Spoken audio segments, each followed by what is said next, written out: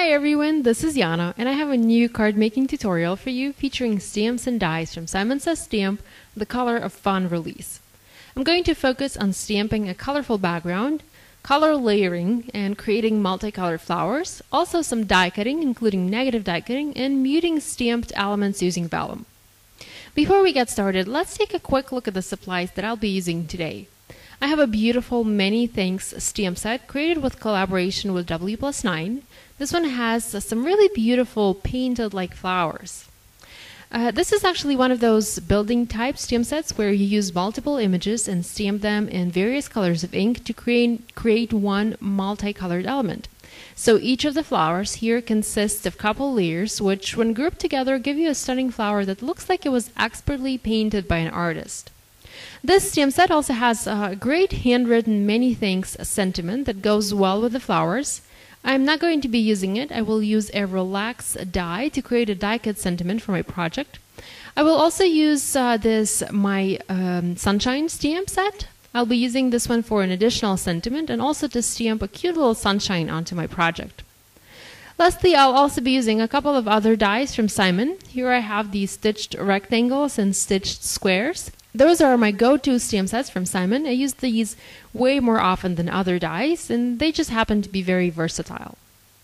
I've also picked a couple colors of ink for my card today. I did a little chart for myself with all of my Simon ink colors. Charts like this are very helpful when you need to pick a couple of colors that will work well together, as you can see true colors on your color chart right away, and this eliminates a lot of the guesswork from trying to select the right or the best colors for your project. So I have 3 groups of colors and I will be stamping 3 different flowers, and I'll be using a different color combo for each flower. I'm going to start working on my card by creating a colorful stamped background. I'm going to use 3 flowers to create flower clusters and will then repeat stamping that cluster until I have the entire background filled with flowers and leaves. I'm going to start with the largest flower. I'm going to make this one a 2-layer one and we'll use yellows for it, a duckling one for the base layer, and a sunshine ink for the second layer.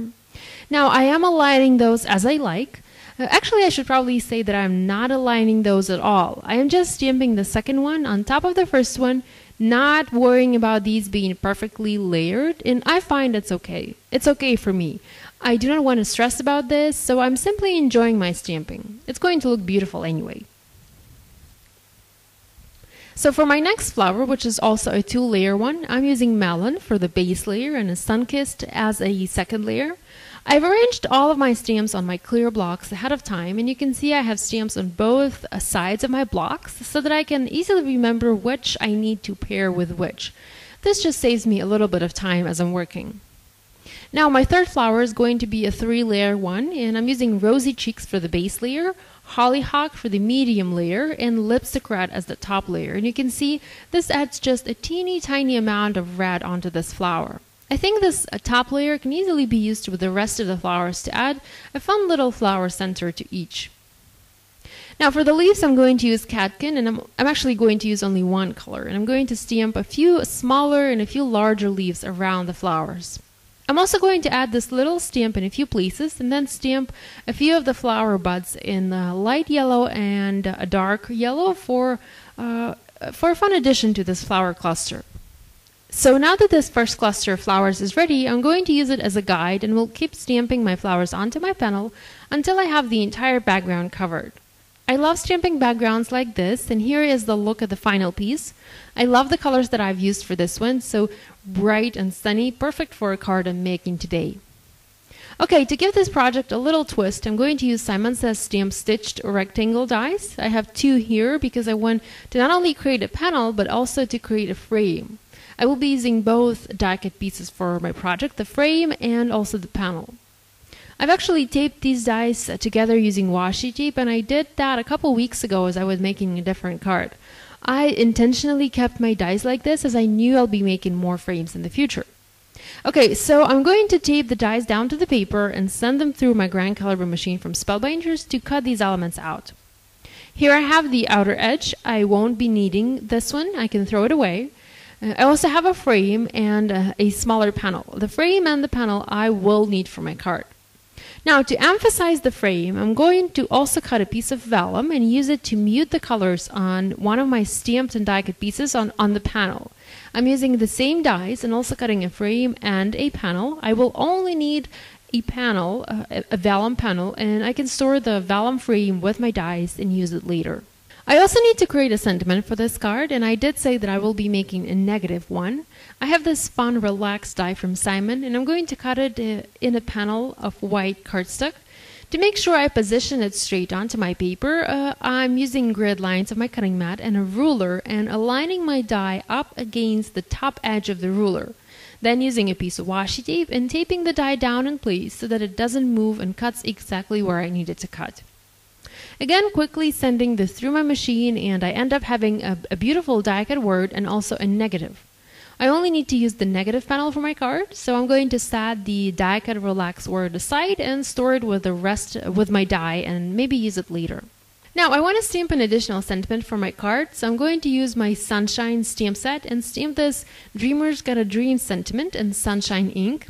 Now this sentiment is vertical, and this doesn't really work for my card design, so I'm going to use my scissors and cut the words apart. I can always mount them back together and use them as they were designed in the first place. I've once again used grid lines of my cutting mat and grid lines of my clear block to align the words and turn this sentiment into a two-line one.